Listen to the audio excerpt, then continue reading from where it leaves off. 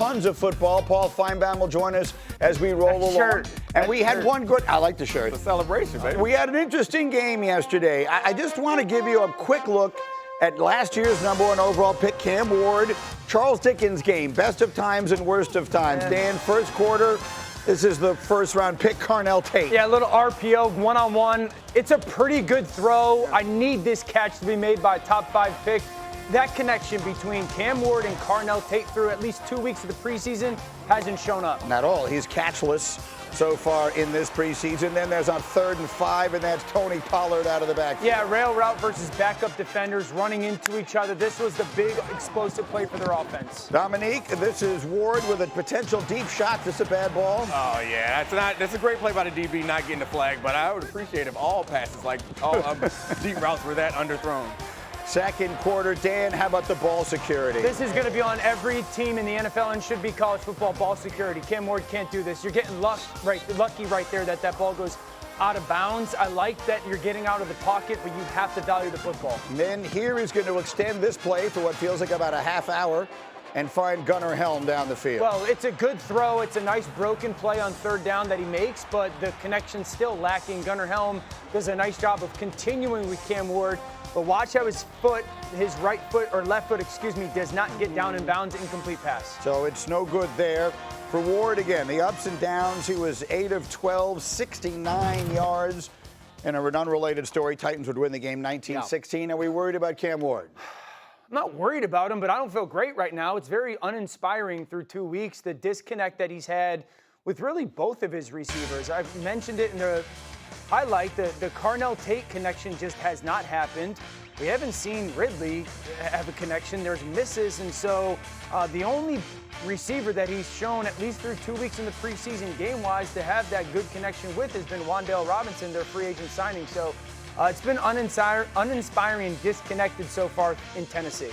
We know what the Titans set out to do this offseason was to make the circumstances around Cam Ward better. They draft a wide receiver, 4th overall. They bring another wide receiver. You mentioned Wan'Dale Robinson, comes over from the Giants where the offensive coordinator, Brian Daboll, was the head coach.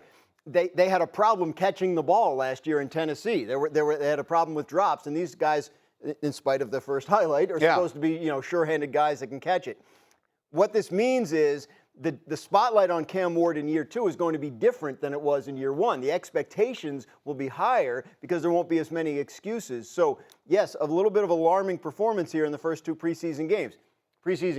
We don't know. The other team might be scheming up a defense. You might not be scheming up an offense. We don't know what we're looking at exactly. But if you're a Titans fan, you would like to see better. The one thing that I saw in there that's separate from Cam Ward that doesn't matter whether it's preseason, the regular season, or postseason was very little separation. Like in man coverage, you couldn't see Carnell Tate creating the distance between the receivers and crossing routes or in that fade that you would like to give a young quarterback an opportunity to get open. And the defense got gashed too. I think we were all expecting the Titans to be a little bit better this year, and it seems like just based on these preseason games, it's hard to get excited for what they're going to be this year. So we'll keep an eye on them. Remember, they open against the Jets, the Robert Saleh Bowl, which is a very interesting game in week 1. Meanwhile, there were some big stories in the NFL. Graziano, let's run through these.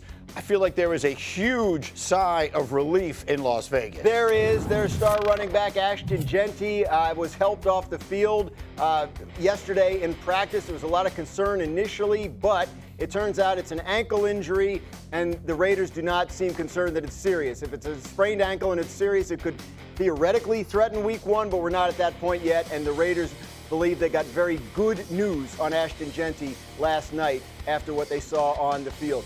49ers got good injury news. They activated George Kittle, the tight end from the PUP list, which allows him to practice and, could put him on track to play week 1.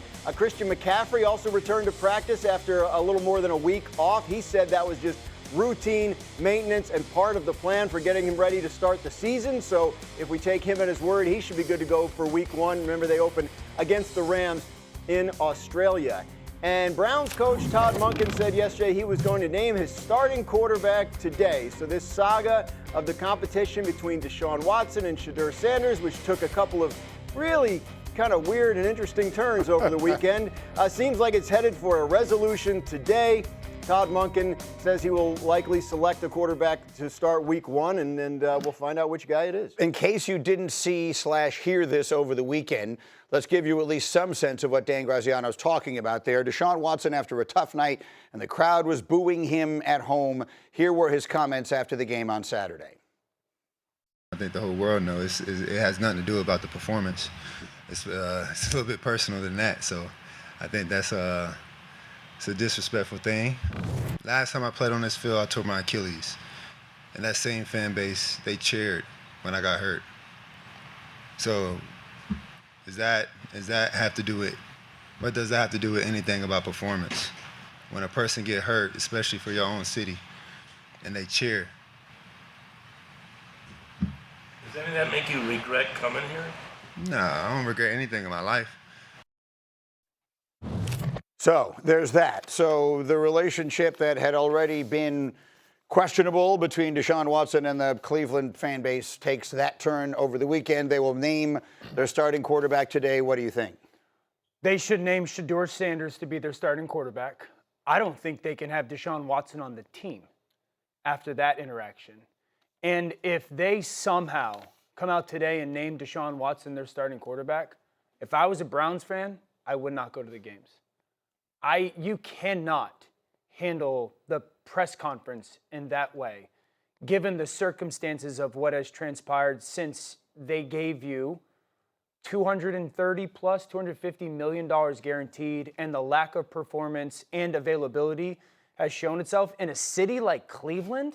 I feel for those fans that they have to sit there and listen to that. So if this was strictly a football decision, it'd probably be a coin flip, 50-50, whatever guy you want to start, go ahead.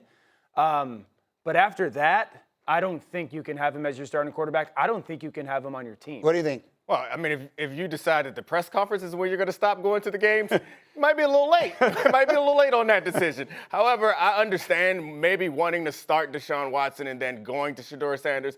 I think getting booed or cheered when you get injured, like, that's ugly stuff. You never wanted to happen. Getting booed by your home fans, it's terrible, it sucks, but it's part of it. But he brought it up, and you can't disentangle Deshaun Watson from the 27 allegations. I think it's important to understand that. Also, he was never charged. That's something that I think he holds on to maintain his innocence. But I think it's impossible for any of us to listen to what he's saying and to see how the fans are reacting and not accept that this is directly connected to the fact that he was accused by 27 different women of sexual assault. So all of that said, and certainly not to minimize that in any way at all, if he had performed at a high level on the field, the fact of the matter, the fact of sports and sports fandom is that a large chunk of the Cleveland fans would not be booing him. They would be cheering for him because of what he had delivered for their team. And for him to sit up there and say that it's not performance related is incredibly obtuse. Because it's also not accurate. This. Of course it's not accurate. And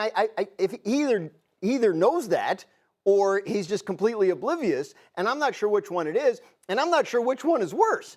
Because he has, go back, okay? He sat out a year because he didn't like Houston anymore. He had a list of teams he wanted to be traded to. He told Cleveland they were off the list. They come back, they guarantee him $230 million over 5 years. He said, okay, fine, I'll go. So the fan base knows he didn't want to be here. Then you show up, you're suspended for the first 11 games of your time there because of what Domonique was talking about before. He's never really owned up to that. And over the course of the first 3 years, you play a total of 19 games. You play poorly in all of them. The team doesn't win. You missed last year completely because you tore your Achilles and then you tore it again while you're rehabbing. You come out, you got to beat out a 5th-round pick for the starting job. You're making $46 million this year. You got to beat out a 5th-round pick, and you can't clearly do it. They have every right to boo. And then this past boo. Weekend did not play well. That's I was with us after week 1, and I said, week 1, I thought Deshaun played better than Shedeur. Week 2, Deshaun struggled mightily against what was probably, for the most part, backups and third-string players for Buffalo. And so to sit there and say it's not performance-based, you can have that opinion, but the performance warranted it. There was a moment where Deshaun could have endeared himself in the smallest way to that fan base and said, listen, I don't like getting booed, but I haven't held up my end of the bargain Yes. for both injury and performance. You pay your hard-earned dollars to come watch us play.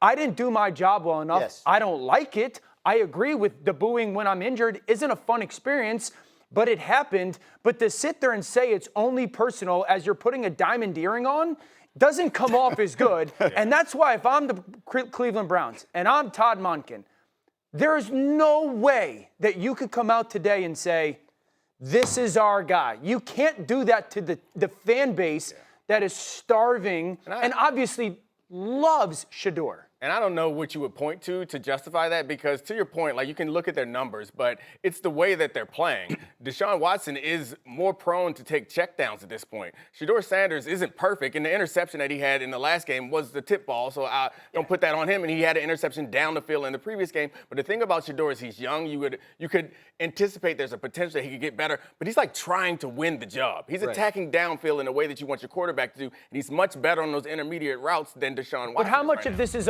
a football decision right now? Like, truly. The Browns are going to tell you it's completely a football It can't decision. be, though. Like, Right. it can't be. But this is a front office that is process driven, analytics driven, all these kinds of things. The reason Deshaun is still on the team, in spite of being clearly the worst acquisition in the history of the National Football League, is because they have stubbornly restructured his contract every single year to save short-term cap space, to the point where now, if they cut him, they would have $127 million of dead salary cap charges to deal with. They can't do it. Nobody has that kind of cap room. And so they're in a position where he's on the team because he has to be. If you go with Shedeur Sanders, Deshaun Watson's still going to be on the team. There's nothing they can do about that. No one's trading for him, and even if they did, you'd still have the dead money to deal with. The Cleveland has dug themselves a hole with this. They did it with their eyes open. It's a rotten situation. The season is still multiple weeks away from beginning, and this is where they are in Cleveland. Again, Todd Monken said that those comments will have nothing to do with his eventual decision. That just seems like something that you say. We'll see what he announces today. We'll see what direction they choose to go.